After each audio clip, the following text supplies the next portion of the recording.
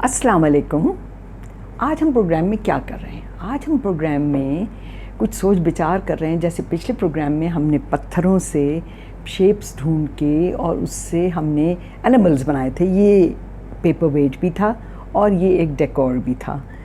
और इससे हमने बिल्ली बनाई थी क्योंकि इसका शेप कुछ ऐसा था कि ऐसे लग रहा था कि बिल्ली सो रही है।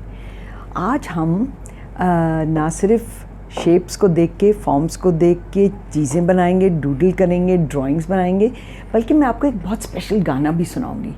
वो गाना बना था गोगी घर के लिए और वो हमारा बहुत ही फर्स्ट एनिमेशन अटेम्प्ट था जिसमें हमने खुद अपने आप को एनिमेशन करना सिखाया था।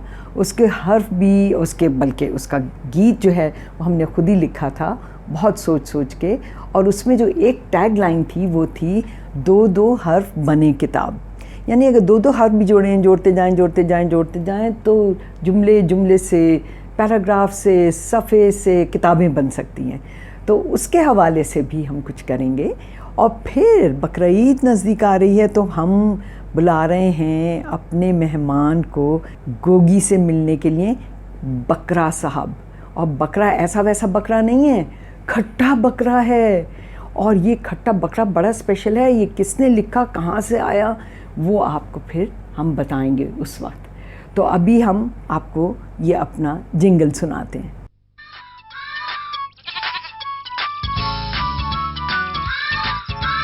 दो दो हर्फ बने किताब, जरा सा कांटा ले आए मछली। पल पल मिलकर बने सदियां, पत्ती पत्ती चमन खिलाए। आओ मिलकर नगमे गाएं, गोगी के घर को जाए, गोगी के घर को जाए, गोगी के घर को जाए, गोगी के घर को जाए। सो बात हो रही थी हुरूफ की। और जिन बच्चों ने मेरे आउटरीच प्रोग्राम्स अटेंड किए हैं या किताब मेले अटेंड किए हैं, लिटरेचर फेस्टिवल्स अटेंड किए हैं, उन्होंने ये बहुत दफ़ा देखा होगा कि मैंने कहा है गौर व फिक्र करें और देखें शेप्स, कहाँ आपको क्या नज़र आता है, शेप्स में से आप क्या क्या बना सकते हैं। जैसे पत्थर का मैंने मिसाल देखी। अब हम कर रहे हैं हुरूफ से। हुरूफ से मैं हमेशा ये कहती होती हूँ कि देखिए, अगर आपको ड्राइंग नहीं भी आती कोई बात नहीं, आपको हुरूफ तो लिखने आते हैं, नाम तो लिख सकते हैं अपना, तो उनसे आप क्या आगे ड्राइंग कर सकते हैं वो मैं आपको आज दिखाती हूँ। जिन बच्चों ने देखा है वो तो एकदम मुझे बताएंगे कि जी इससे अब ये बनेगा। लेकिन जिन्होंने नहीं देखा, बहुत सारे बच्चों ने जो बाहर मुल्कों में रहते हैं, जो हमारा प्रोग्राम देखते हैं और मुझे अपने अपनी ड्राइंग्स भेजते हैं, उनके लिए मैं दिखाती हूँ कि मिसाल के तौर पे आप देखिए कितना फॉर्म है हमारे रूफ में। अब ये मैंने हे बनाया है और यहाँ मैंने बनाया है एन। तो अगर आप गौर करें तो इसमें बहुत फॉर्म है, इसमें बहुत एलिगेंस है। हमारे जो हुरूफ हैं उनमें बहुत एलिगेंस है और उनसे आप कुछ का कुछ बना सकते हैं, जो कि मैं आपको भी दिखाती हूँ।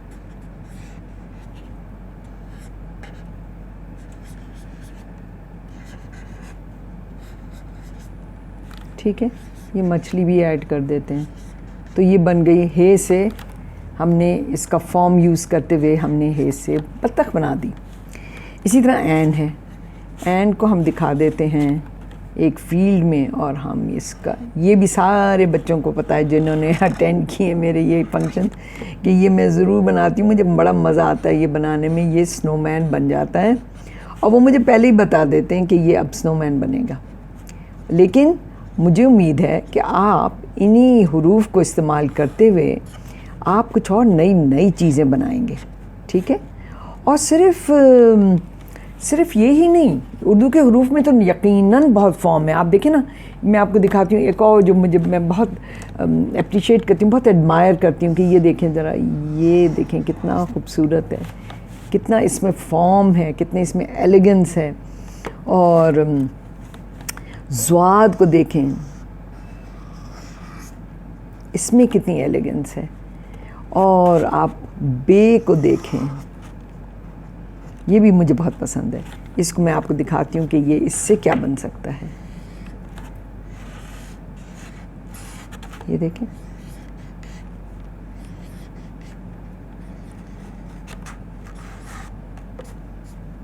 किश्ती।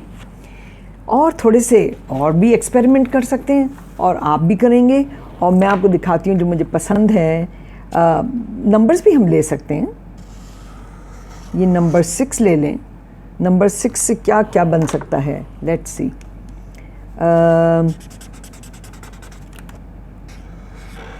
नक, नक,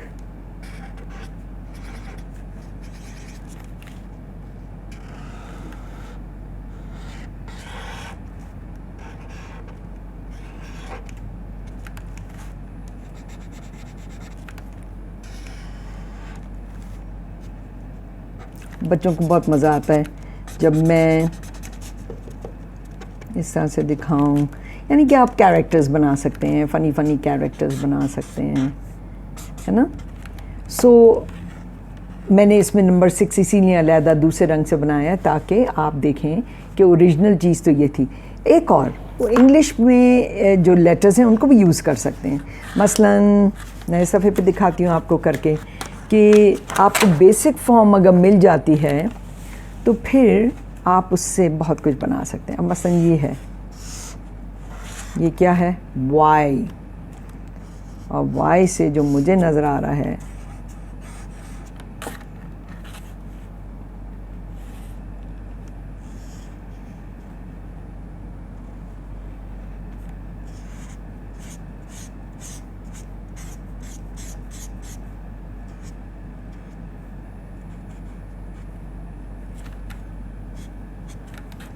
तो आपने देखा कि कितना इसमें वो आ गया। पहले से ही शेप जब ऐसा हो तो फिर आपको बहुत जेस्चर्स मिल जाते हैं। वाई से मैंने देखा है कि बहुत जेस्चर्स मिले।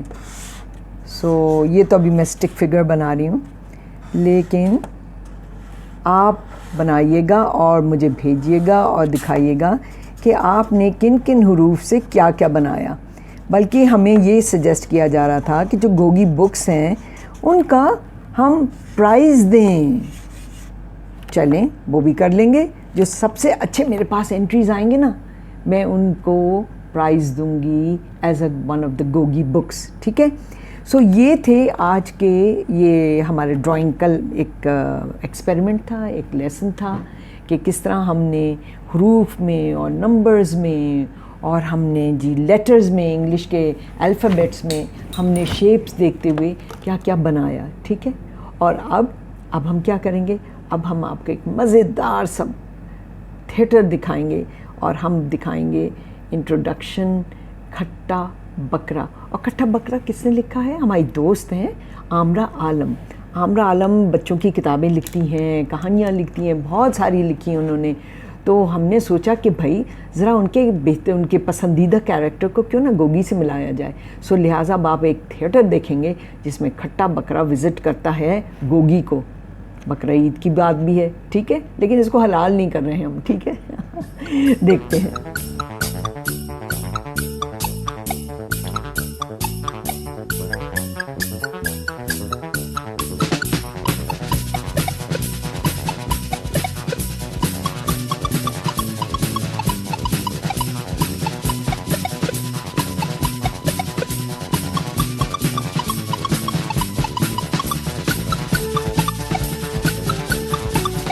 हेलो हेलो, कौन हो तुम?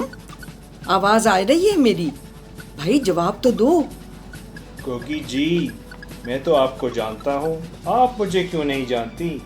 मैं हूँ खट्टा बकरा। खट्टा, और वो भी पीला? मैंने कभी ऐसा बकरा नहीं देखा। असल में नींबू के दरख्त पर चढ़ गया था, फिर नींबू खा खा कर खट्टा भी हो गया और पीला भी। कोई बात नहीं, रंग और नस्ल से कोई फर्क नहीं पड़ता। आज से हम दोस्त हैं। दोस्ती ऐसा नाता, दोस्ती ऐसा नाता, जो सोने से भी महंगा, जो सोने से भी महंगा। जहाँ रहो मिलके रहो, जहाँ रहो मिलके रहो, ये कहीं भूल ना जाना। दोस्ती ऐसा नाता, दोस्ती ऐसा नाता, जो सोने से भी महंगा, जो सोने से भी महंगा। अच्छा खट्टे बकरे, पहले ये बताओ कि तुम हमारे घर में आ कैसे गए? कहाँ से आए, कैसे आए, कुछ तो बताओ। गोगी जी, मैं एक रेवड़ के साथ एक अमीर आदमी के घर में रहता था। वहाँ किसी को सोशल डिस्टेंसिंग की फिक्र ही नहीं थी। तुम्हारा मतलब है सोशल डिस्टेंसिंग? हाँ, वही। मुझसे तो बोला भी नहीं जाता, मगर गोगी जी, सोशल डिस्टेंसिंग की उर्दू में भी तो कुछ कहते होंगे। हाँ, समाजी फासला, यानी एक दूसरे से फासले से रहने को सोशल डिस्टेंसिंग कहते हैं।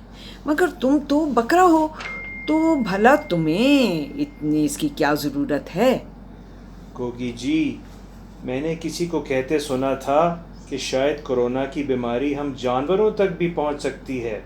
इसीलिए मैं अपने रेवड़ से अलग होकर यहाँ चला आया।